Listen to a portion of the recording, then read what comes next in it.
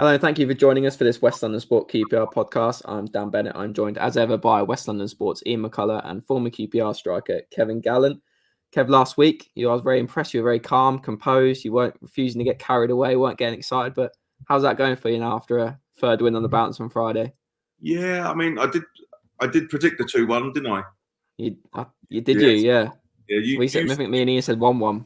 It was looking all right. There was going to be that for a bit, but yeah, first time I've ever got a prediction right. Well, when I do my predictions, I always sort of look at the team and the players, and I always just, for this particular game, I think QPR I've got better players than Reading, so that's why I put them down to win. I know it doesn't always work like that, but regarding getting excited, no, I'm still keeping my feet on the floor. But another tough game on Saturday, but a fabulous win against Reading, not only because it's the third 3 games on the spin in a week, but 1-0 down, and it was a tough game. They were very direct, Reading.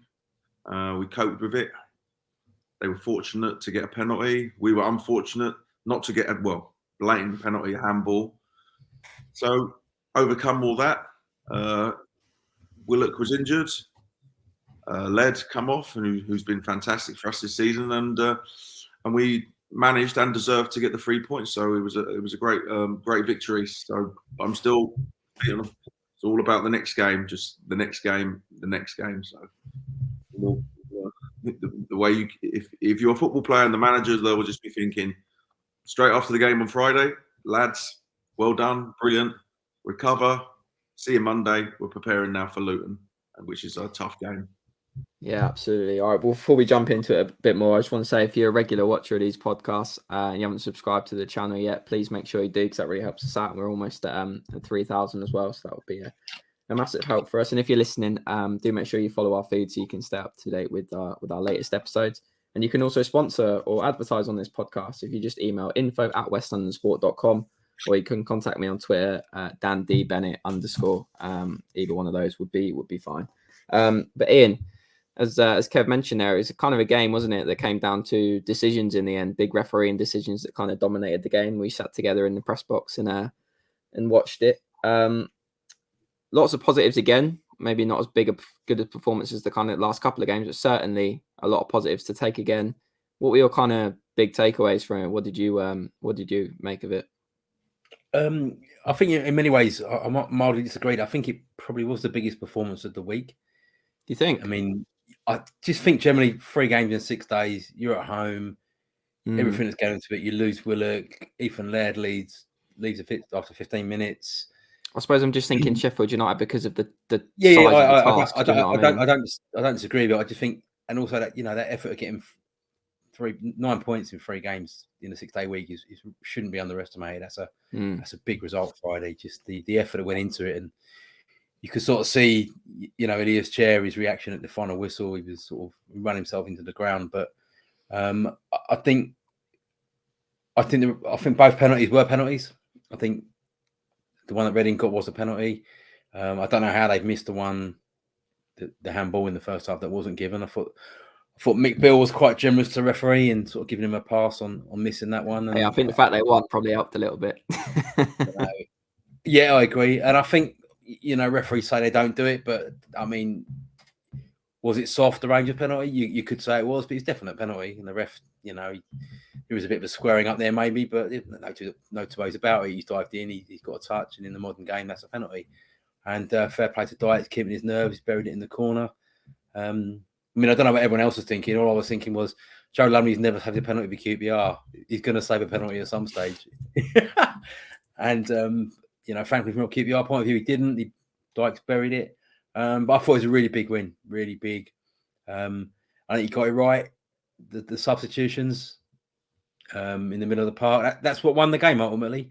Sam Field has had a big week, run himself into the ground. He was taken off. Stephanie Hansen. Yeah, big call, wasn't it? I think everyone was looking at that. I certainly was thinking Iroegbunam's the one who's going to get taken off here because he was on the yellow, I think I'm right in saying. And he was giving away a few fouls on that, but he went bold, didn't he? And it worked. Yeah, I mean, Beale, he's had 2 massive games against Bristol City and Sheffield United. He just looked leggy, pulled him at the right time. Stephanie Hansen didn't really get him. unfair to say he didn't get involved, but he's had better games this season, so he pulled him off. And I thought, when Amos and Dazelle come in, they give the midfield a bit more life, and Iroegbunam grew into the game. And I thought he had a really good game. Actually, he gave away the penalty, but aside from that, I thought he did really well. He's got a great touch. I'm not going to say it, great touch for a big man, but ability to kind of control the ball and then run with it in the same movement is very difficult to do. And he's got it. And at 19-year-old, he looks a really, really, really, really good player. Villa have certainly got a player on their hands there. And Rangers, have got him for the rest of the season. And it's looking good. But we've said it before, we'll say it again. After last season, you can't get too excited. You just got to go. It's great. They're there. They're third. Better to be third than in the top three than the bottom three, but it doesn't really mean anything this time of year.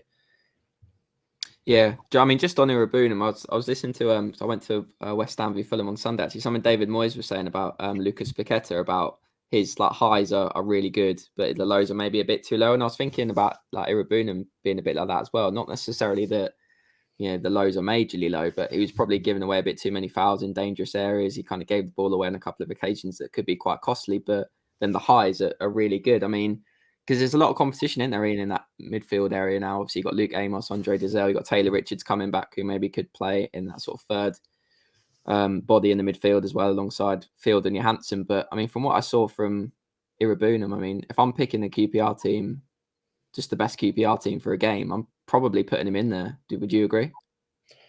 Yeah, on the evidence of the other night, yeah, I don't disagree. It's a nice position to be in.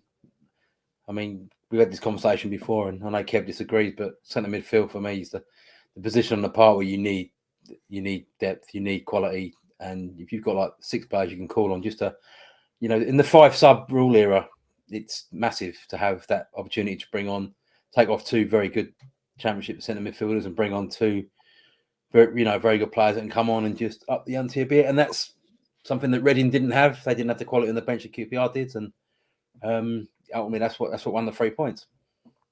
Yeah, what about you, Kev? Does Iroegbunam get into your kind of best QPR team? Because I mean, there's another debate as well, isn't there? Because a lot of the talk over the summer was about, and Beale kind of said he wasn't too keen on getting too many loan players in because he didn't want to develop players for other clubs. He wanted to develop QPR's own players. Obviously, Iroegbunam is going to look pretty difficult to get him back for any longer than this season because he looks like he's going to be a real talent. Does that come into it at all when you've got Luke Amos, who is a QPR player, Andre Dazelle, or is it just a case of, well, we've got this amazing, well, not amazing, but we've got this good player. Potentially, if we play him, we might get closer to promotion. Do you know what I mean? Is it about weighing that up, or is it just about going with the best team that's going to win? I think it's going with the best team, and is Iroegbunam, is he in the best team? He put on Friday's performance, I would say, yeah. But regarding, if I'm a manager and I'm looking to win a game against Luton, I'm playing my best team. If you don't and you lose games, ultimately you get the sack. So you just always try and play your best team.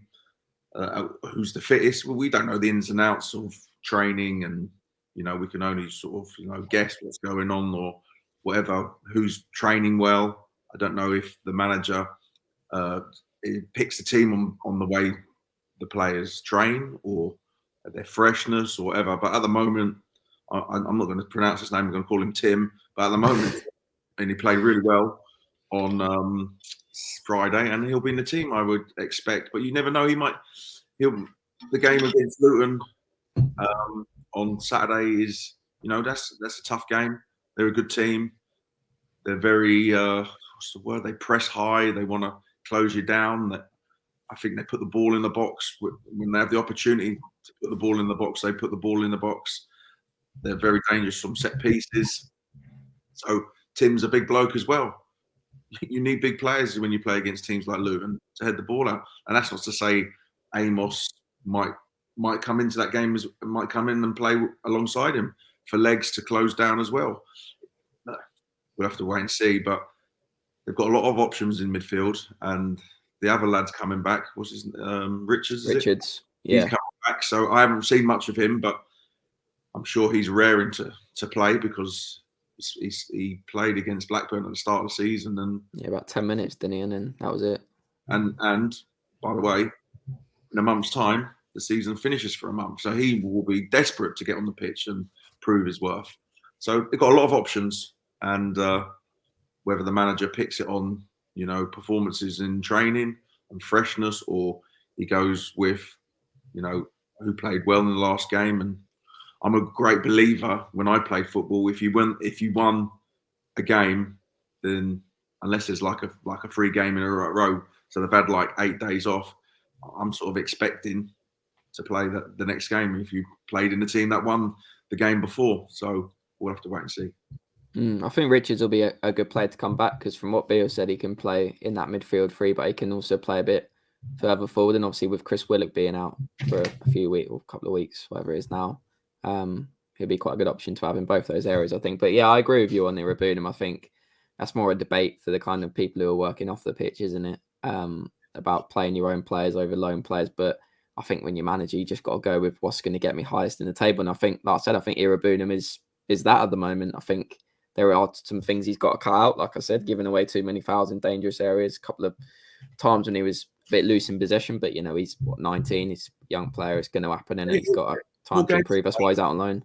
The more games he plays, the better it will become if he keeps fit, obviously. But there's a lot of talk in football. Oh, the manager, he's a great coach. He's a great coach. And I think the way you get better as a football player is, one, you're fit and you keep fit. Two, the manager picks you, and you sort of learn in games. And with games, he'll be learning a lot, won't he, with what he's doing at the moment? Yeah, because he'll be playing. So this big game against Luton. So he played fantastic atmosphere against Reading. That's much better than playing in under 23 football for Aston Villa. And then he's going to go to Luton, and it's going to be a right. I played for Luton and I played against them. There's no love lost between the two sets of fans. And there was a bit of, banter between Luton's manager and the QPR about over-celebrating, which, the irony on that is unbelievable. But I think it's going to be a tough, and it's an experience for the younger players, because it's going to be a red-hot atmosphere and so much on the line, 3 points, obviously. So you learn by playing football, and if Tim don't play, he'll be I would say be very disappointed if he ain't starting against Luton on Saturday. Yeah, definitely. And you can certainly see, I think, why Beale was so keen to get him in and why he was so patient in getting him in. Obviously we had to wait right to the end of the transfer window, but it certainly looks like a really good signing from what we've seen of him so far. But Kev, I mean, rotation's been quite a big thing so far. Obviously, with 3 games in whatever it was a week, you're going to have to rotate the squad. No way can you play the same team in such quick succession. But all the rotations that he's made so far certainly seem to be paying off. I mean, he brought Clark Salter back in for Friday. Obviously, Iroegbunam we've just spoken about there as well. Johansson came back in after a rest as well. But it certainly seems like whatever rotations he's making at the moment are paying off, and he's making the right decisions, isn't he, with who he brings in? Well, that's a great point, and I think we sort of spoke about it last year or something. So he picks an 11 for the game, but then he's looking round, and how many subs has he got? 7. Is it 7 subs? Yeah, but you can use 5. Yeah. So you're looking on the bench and you're thinking, turn around. Do you know what? I can trust these players just as much as I trust the ones on the pitch. For whatever reason, the manager picks a team, and maybe for a tactic or whatever and freshness, but he's got like 7 subs on the bench who can come in and do just as well as the 11 on the pitch, and that's a really good thing. And when you have that quality on the bench, you've got a good chance of winning more football games than you lose. Yeah, I mean, Ian, that kind of brings on to a point that I think you were quite keen to talk about, in that maybe the squad's in a better position now than it was last season. I think, especially with Chris Willock being out and how costly that was last season. I know it's only the first game with him out on Friday, but the fact they managed to win that without him kind of speaks to the strength of the squad, do you think? Yeah, I still think that there's no one in the squad that can directly replace Willock. I still think he's the best player in the team. But I do think if you look back at the Luton game last year, when Rangers, let's be frank about it, were kind of fortunate maybe to win that game 2-1. But the first sort of 60 minutes, Luton just killed them in midfield. to the extent they just lost, they run themselves into the ground, and Rangers basically picked them off. And the midfield, I think that day was sort of starting midfield was Hendrick, Field, and Johansson from memory. And they really didn't have the legs to kind of deal with them. I think not a lot of mobility if you look at the midfield now, I think you've got more legs in there. With the players you've got, Amos obviously being back, and Iroegbunam, Dazelle looks a much better player than he did last year. So I think the squad in that respect is stronger. Your fullbacks are better. Again, Ozzy Kakai did very well to set up the goal on Friday for Dykes, but there was a noticeable drop off in the quality on the right side. That's not to say he did terrible, but Laird's just a much better player, and Kakai always tries his best, never lets anyone down, but there was a drop off there when Laird went off. So you are kind of, I think they may be weaker in the depths at the fullbacks, but I think everywhere else in the squad, I think they're the four centre backs they got now, I think are better than the centre backs they had last year. And I think Tyler Roberts is a good player. I think Roberts he might score less goals than Gray and Austin, but I think he's a better fit for this side than them two were. Yeah, I mean, is that fair, Kev? 100%. Tyler Roberts for me is not an out-and-out number 9. He's more of a I think he wants to play in the positions that Willock and Chair play in. It'd be interesting to see if he had a 1-to-1 and said, "What's your favourite position?" I think he would want to play in that position. So, but he's not an out-and-out goal scorer, because when he does play up front, and I said it when I saw him against Millwall and he played up front, he comes deep and he was linking with Chair and Willock, and I'm just remembering him just laying the ball out wide, and a natural centre forward just runs straight and gets in the box for the cross to come in. He didn't. He wanted to go and get the ball again and link up again. But he's a good player. He's got good technique, strong, gives us something different. And when Willock is injured, which he is at the moment, he's a very good replacement. I agree. I think he's better in that position where he can get on the ball and run with it. There was a really good moment against Reading where he picked up the ball. I think he was just inside his own half and charged forward and cut the ball back in it almost. Created a really good chance. I think he's better at doing that. I think, like you say, he's probably more suited to that Willock Chair role, but I guess that's a good thing, like I just said. Obviously, with Willock being out, I mean, just on that, it was actually quite positive news, about positive as it could have been. I think certainly Beale thought so, that he's going to be back around the time and sort of West Brom Norwich games. So probably missed like 4, 5, 6 games, something like that, which obviously the games come quite quick succession before the World Cup, which in the grand scheme of things, given what the hamstring injury was last year, it's probably quite positive news. But to have Roberts who can come in and do that role, and then to have Dykes come back in up top, and you've got Richards coming back, I think there's a lot more depth there now, and it's something that, going back to last January, obviously Mark Warburton was quite keen to add another player like that in case one of those got injured, and then obviously it turned out that Willock did get injured, and it was really costly for his team. So I think certainly they got better options in that position. Now, but I mean, just on that, Kev, as well, I think you spoke obviously last week about Ilias Chair and kind of wanting to see him step up, not in the sense that he's been bad this season, but in the sense that he really benefits with.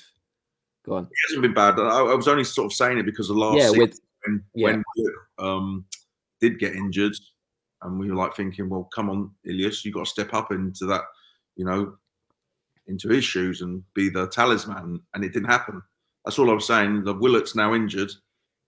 Now's your chance. I'm the main man now, because Ian just said it. He's QPR's best player at the moment. I don't think there's any sort of argument about that, especially at best attacking player. So he's out injured. Come on, Ilias, step into them shoes, and you be the main man. I'm not saying he's had a really good season. I'm not saying that. I'm just saying can he step it up even more? Yeah, because he likes to combine with Willock as well. But I think against Reading on Friday, I thought he had a good performance. So, I mean, hopefully that kind of shows that he can do that, and he can obviously take on the responsibility while Willock's out. Yeah, no, 100%. And time will tell. Regarding Willock and the hamstring, I mean, it's one of those. It's he's got the manager will have to like sort of be careful with him, as in I would say when he does come back, it will be you're playing an hour here and then an hour and then It's build just like up. it's frustrating, isn't it? 'Cause it was the same as the start of the season where you just want to. Then he played against Middlesbrough 70 minutes or whatever it was. Then he comes out. It's like just want to see him play all the time. Do you know what I mean? It's like he's so important. It's just a trick. The hamstrings are just a tricky injury. I think with Roberts now fit, Amos coming back, there's less. You don't need to rush it. If he's not ready in 2 weeks, don't rush him. Just get it right. I think the players they got now, if you can pick up some points from Luton on Saturday, just keep picking up points. And then that's the last thing you want to do. Rush him back, feel you have to play him, and you make it worse. Yeah, 100%. I mean, if we win the next few games, it'd be like, just take your time. I know what managers are like. You're losing games, and he's turning around to your player. When you fit, when I need you. But if you're winning, you sort of, well, yeah, take your time, be 100%. I always think when you're hamstrings, when you think you're 100%, give it another week or 10 days. To make it 100, then that means like in your mind. So it'd be interesting to see will he be back before the World Cup sort of break. I certainly hoping that he will be, because I think around the time of the Norwich and the West Brom game, there's still a few more games to go after that before the World Cup. So yeah, hopefully we do get to see him again before the World Cup. But like I say, you don't want to when you got a month break coming up. I think that could actually do QPR some good. A big break in the middle of the season, because last year not run out of steam, but the injuries and stuff really cost them. So maybe it might be a good thing. Rest up, but then all teams will probably be thinking that. I mean, you got a few going away, but not many. Yeah, all teams will be thinking, we've got a month's break. They're probably, I don't know what QPR are doing. Will they be going? Does anyone know? Are they going to do some warm weather training? And I don't know. I would think so, though. You think? Yeah, I'd be very surprised that they don't go somewhere. And it's like a mini pre-season again, isn't it? Yeah, pretty much. Yeah, I don't think they give them a month off. That would be that probably wouldn't go too well. A week off, and then you're back in 3 weeks, and then you'll do a go away for a week, and where you can get some real 2 or 3 times a day training in, and then if QPR are in a position at that stage is still in the top 6, and you're like kicking on for the rest of the season, then everyone's refreshed, recharged, and raring to go. Okay, we've got to give him a mention. We've spoke about him enough on this podcast in the last few weeks for not so good reasons, missed chances. But Lyndon Dykes comes into the team, scores twice, loves playing against Reading, scored twice against them last year on his birthday as well. Another headed goal, a really good finish with his head. There's been no issues with his heading this year, has there? Any chance that comes to his head, he's buried it. It's just the ones with his feet, but obviously scored from the penalty spot as well. Very good. Let's just hear what Mick Beale had to say about him, actually, because he was very complimentary of him after the game. You touched on it there, but obviously massive for Lyndon Dykes to get those 2 goals today. I'm delighted for him. I really am. I'm absolutely delighted for him, because he carries it around his neck more than people realise. I work with the boy every day, and he gives us everything he's got. And today it's an instinctive header. And then the biggest thing for me is we never nominated a penalty taker, because in the moment we've got 3 or 4 that want to take it. You don't know who's on the pitch, so in the moment he picked the ball up and he went and took it. And I think he's missed a couple down that end this season, and it's fair to say that he knows that he would like to score more. He knows that the fans are demanding him to score more. So to pick that penalty up and score it late on, I think that shows the quality of the man, really. So he's always got my backing because of how he is around the building. He actually apologised to me on Tuesday for the miss in the second half at Sheffield United. I've said to him he needs to stop that. It's the second time this season he's come and apologised. He doesn't need to. He's given me everything. This is a boy that doesn't cut any corner any day. So he deserves tonight, and I'm absolutely delighted for him. Kev, I mean, how as a striker, I'm sure you'd have been through a few difficult runs where you missed some chances and that.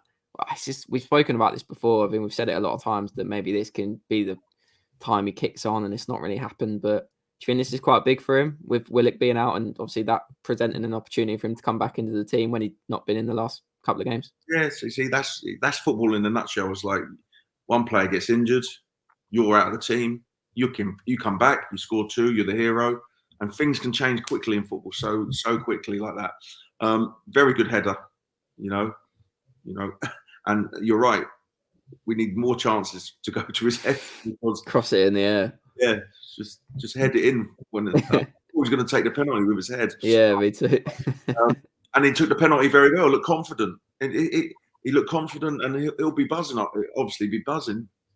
2 goals, match winner on Sky, and he'll probably be raring to go now for the Luton game. And we keep saying it, and you're right.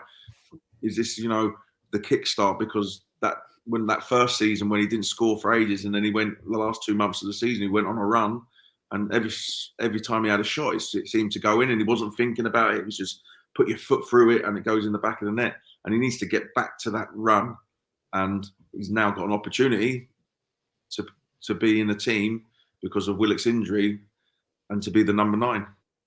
Well, hopefully he can kickstart his goal scoring run this season. Those 2 goals. Yeah, I hope it works out. He's scored 3 goals now, and if he'd have taken those 2 easy chances, he'd have 5. And you're like, that's a good return at this stage. Very good. Yeah. No, exactly. That's what I spoke about a lot. I mean, it's just, and they weren't. It's not like we're saying, oh, we could have, but you know, they were kind of sort of difficult. They were just really easy chances. I mean, the one against Hull. I mean, you know, like vast majority of players in the Football League are scoring that chance, aren't they? I don't know what it was. Ian, would you have thinking there? Ian, would you have tucked them away in your heyday? Mums and dads up and down the country would have tucked that away. And grannies, aunties, uncles, you know.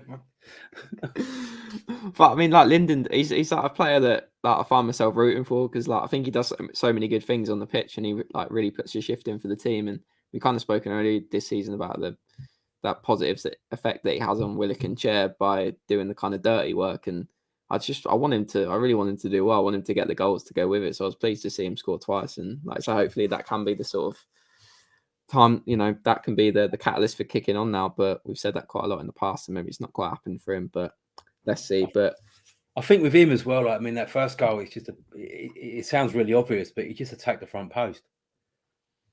You know, I'm not blessed in striking. I'm never a striker, but you always attack that front post. Yeah, he's attacked the front post, but that's the main thing for him. He's done it sort of without thinking. So the chances that he's had, that he's missed, and you're thinking, they're like sort of easy chances as he had time. This is just like a spur of the moment. I'll get my head to it, and it goes in. And they're like harder chances, but he's tucked them harder ones away than the easier ones where I've got a bit of time and I'm thinking about it. When you're striking, you just do it without thinking, then that's when the goals come. And I think he deserves a lot of credit really for that penalty. He's a striker. Striker should be taking the penalties. But I think all the penalties he took in front of a loft were in lockdown. No one there. You know, when you're struggling, you've missed sitters in front of those fans. And the fans have they've stayed behind him, to be fair. You got Joe Lumley with the mind games and the Reading player scuffing out the penalty spot. There's that 2-minute delay. It's live on TV. There's a lot of nerves there, you know. Yeah. And he did well. Great penalty. Put it away. And, you know, you sort of look at him and go, he's got it. He's got something there. He's not, you know, and you do hope it kicks on. I mean, he hasn't in the past. He sort of scored goals and you think, here we go. But, you know, hopefully now, just for his own confidence, you know, that'll be something. Because, I mean, to take that penalty, it wasn't a sign of a man that's got no confidence and looks bereft in front of goal. He buried it beautifully. And, you know, he deserves a lot of credit for that. And something you'll have just heard Beale say there as well, and we heard him after the game, Ian, was that they didn't have a penalty taker. They know what Beale hadn't said, you're the penalty taker. So it was kind of in the moment. And, you know, Dykes goes and picks up the ball, and with all the things that you just said, with the pressure on him, and he goes and takes it and scores it. So, I mean, Kev, that is a positive sign in itself, isn't it? That he's at least wanting to, he's not shying away from it. Because sometimes it's been a theme. I heard them talking about Monday Night Football the other day. They were saying about that pressure, and like Gary Neville was talking about when he was going through a tough patch and he was sort of shying away and didn't want the ball, but Dykes actually went and picked it up and took it. So that's a real positive, isn't it? When you take a penalty and you know everyone, and everyone's watching you, so the pressure's there. Not only is the pressure from the crowd, but it's on live on TV. and his family in Australia are probably watching it as well. His family were in the ground. His mum Okay. was there. Well, Yeah, she came over. even more pressure then, so they're there. So, Want to let your mum down, do you? well, not really, but you just don't. I've missed a penalty, and you just feel like you just want the ground to swallow you up. You're just like, because everyone's just like watching it. It's like not a nice feeling. And for someone, now it'd have been interesting if he would have took the penalty if he hadn't scored the first goal. Would he have had the confidence? Did the first goal give him the confidence to go and take the penalty? Mm. If the penalty was before the first goal, would he have took it? Would he have scored? So, sort of, the really good header, he's now buzzing, and now you get a penalty. You're the penalty taker. I'm confident. I'll go and he stroked it in lovely, didn't he? I mean, I wouldn't don't know what was going through his mind, but you kind of wouldn't be human, wouldn't you? If you're thinking, if I miss this, in this game, it's either gonna make or break me. And I think, that's. I was kind of watching through my hand, I was like, oh, please score it, just bury it. Watching it, I thought he's going to whack this as hard as he can, and he didn't. He just calmly just stroked it into the bottom corner.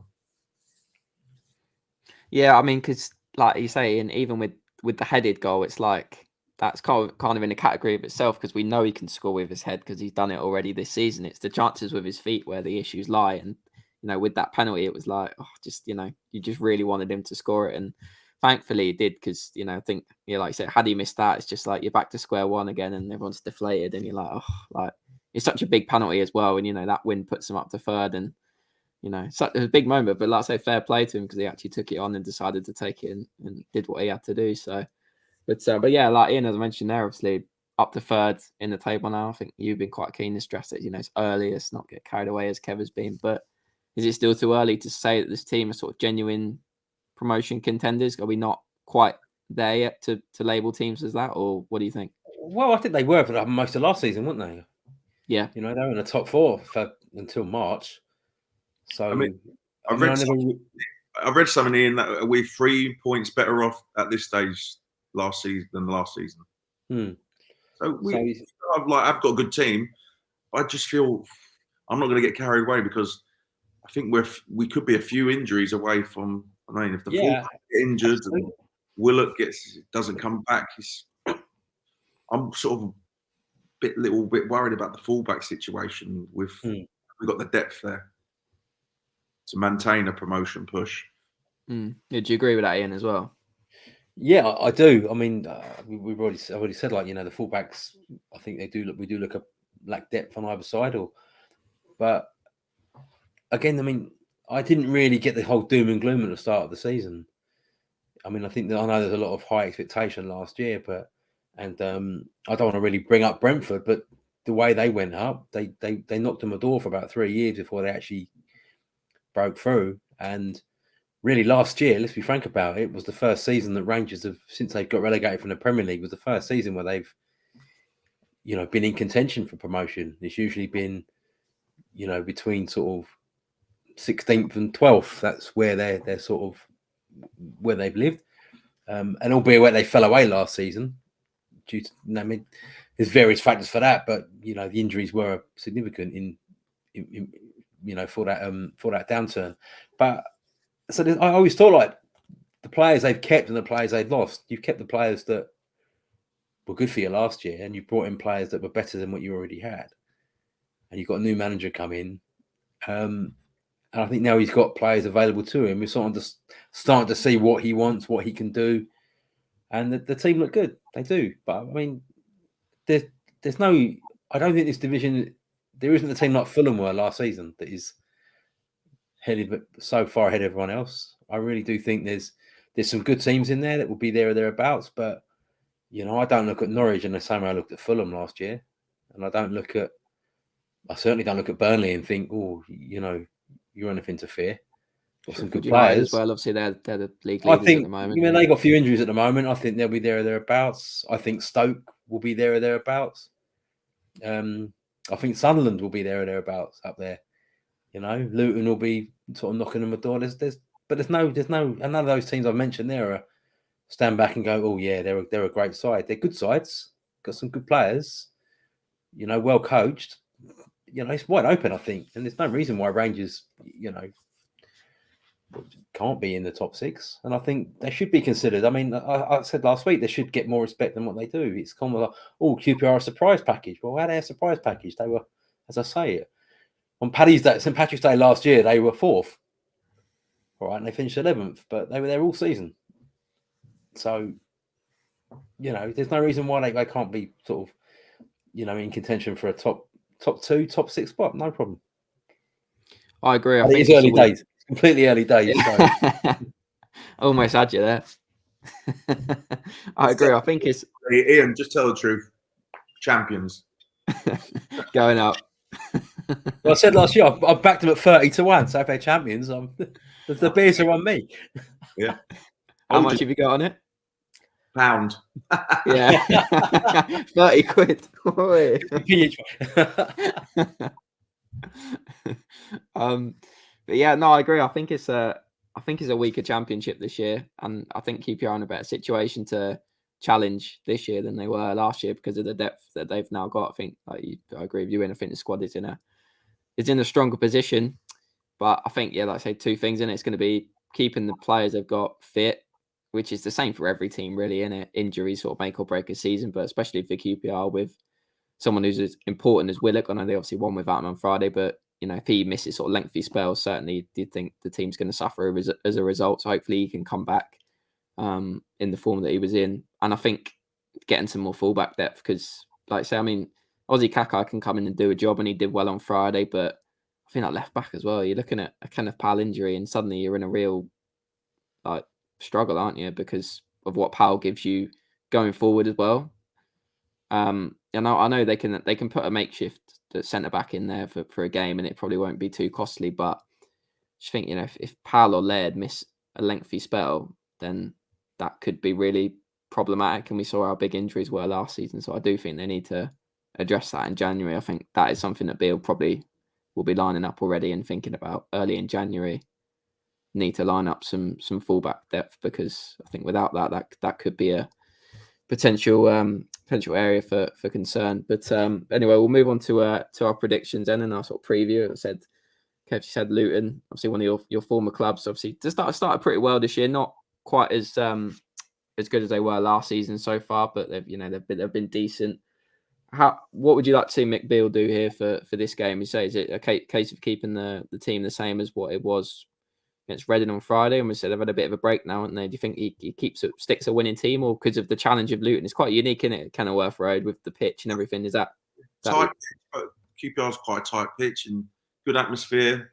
They're a physical team. They're good at set pieces. They put the ball in the box. They're not like a real, silky. I mean, I say QPR is like a sort of a silkier football team, passing and move. They're not more like that. They'll put the ball in the box very early, and when they get in a position to, they won't turn down that opportunity. So it's going to be a tough game. I would say he'll go with a more physical team, his biggest team that he can put out, and I think it'll be a tight game. I think we sort of got the edge on them. I think they've in 33 years they've only beat us 2 times. I might be right. Oh, really? I think something like that. Yeah. We're sort of a bit of a bogey team for them. So I'm going to go 2-1 QPR. Do you think Rob Dickies, is he fit now, Ian? Is he ready to come back in? He's been training, hasn't he? Well, he come on again on Friday, didn't he? Oh, of course. Yes, you're right. Yeah. So so he's back. Yeah. Do you think he comes back in, Kev? Is that one for? I think there's a good chance if he's 100% fit and the manager thinks he's fit enough to start the game. He'll be desperate to get back in the team and play. Let's be fair, he's been our best centre back for the last 3 seasons. So he certainly brings that strength and physicality, doesn't he? That you would just he's big and out of all the centre backs. The way QPR play, he's probably the best right-footed centre half who can come and bring the ball out into midfield and start attacks. So I would not be surprised if he starts the game on Saturday. What do you think? I mean, is Laird fit for Saturday? Yeah, he'll be fit. Yeah, it's a precaution, wasn't it? I think he was sort of saying afterwards that it was more just to protect him because of the games that he played in quick succession. So So hopefully he's... I would say Dickey will come back in. It'd be just interesting to see who's going to play the midfield. Will Amos come in for Johansson for more energy and more legs, and then maybe bring Johansson on when the game settles down a bit in the last half an hour, where he can pick a pass. Yeah, it'd be interesting. The manager has got a good problems to select a team, because he's got a good squad, good players, especially in the midfield area. I mean, the centre half area and the midfield area are like, who'd you pick? Because none of them are going to let you down. The right back and left back pick themselves, and the front three at the moment, because Willock's not there, I think pick themselves: Dykes, Chair, and Roberts. It's who's going to play centre half and in midfield. What do you think, Ian? Who plays in those positions for this one? I generally don't know. I mean, Leon Balogun hasn't done much wrong, has he?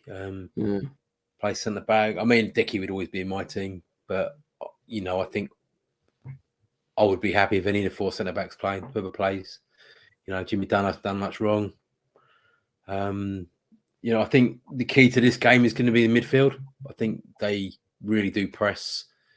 They were actually quite good in the first hour of that game at Kenilworth Road last year. The Scottish midfielder, whose name forgets me at the minute, Alan Campbell, yeah, good player. He looked really good that game. So you need legs in there. It's going to be a real battle. The lad they bought from Barnsley's done quite well, Morris. The big lump who was at Walsall, Adebayo, Adebayo, he's back scoring goals again.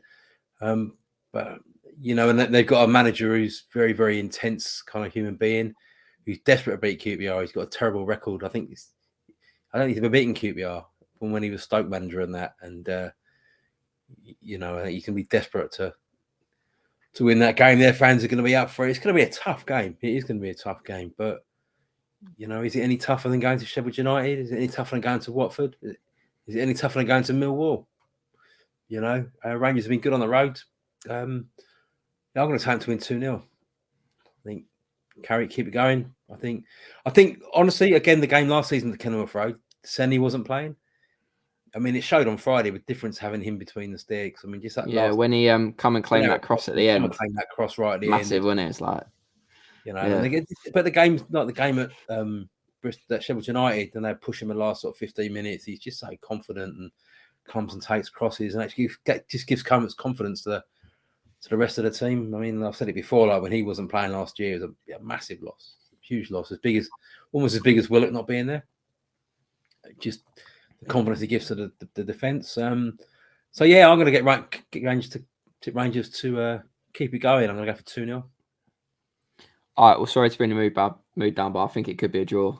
I think it's a tough game, tough place to go in at Kenilworth Road playing Luton. Yeah. So I feel like a draw. Well, I think it'd be a good result as well. I think like 1-0 maybe. I know I said 1-0 last week, but I'm going to go 1-0 again. But yeah, I wouldn't be surprised if it was quite a similar team to what he played against Reading. Maybe go with Iroegbunam again. I think Clark Salters looked really good actually when I've seen him play. I know he's obviously been injured for most of the season, but I think he'll keep his place in the team. And then it's just sort of who plays next to him, isn't it? Really, obviously with Dickey coming back, see go back in. I really like Jimmy Dunn. I think he's had a good season as well so far. It's like I said, so much competition in there with Balogun as well. It's really, really difficult for the manager. It's obviously a good job. They got a big 2 centre forwards. They're big. They're physical centre forwards. So is a QPR going to go? Well, I'm going to play our most physical centre halves. Who are they? Because they're all quite physical, really. But it's a tough decision, isn't it? It's like Balogun is like sort of an out and out defender, isn't he? He's just like a stopper. Where he is, but also can bring the ball out into midfield. Jimmy Dunn, solid, good in the air, and Clark Salters more left-footed, brings balance to the team, can bring the ball out as well. So it's an interesting sort of we said about horses for courses. I think that will be in the mind of the manager's team selection. Yeah, I like Clark Salters because he obviously brings you that left-footed balance as well, but he's got like speed about him. So I think like on the bigger pitches as well, especially it works because if you have like someone more physical alongside him, not that Clark Salters not physical, he can do that side of the game as well. But if you've got like a Dickey or a Dunn alongside him, and then you've got him. I think it works really well. So yeah, I think he'll keep his place, and then just interesting to see what he goes with. He's been really impressive, actually, Clark also in the last couple of games. He was. I've got to be honest. I had seen him play for other teams, but I hadn't really noticed him. If that makes sense. So I didn't know a great deal about him when they signed him. He did okay the first game at Blackburn, but it wasn't really enough to sort of say, yeah, he's really good. But I mean, at Bristol City, he was really, really good.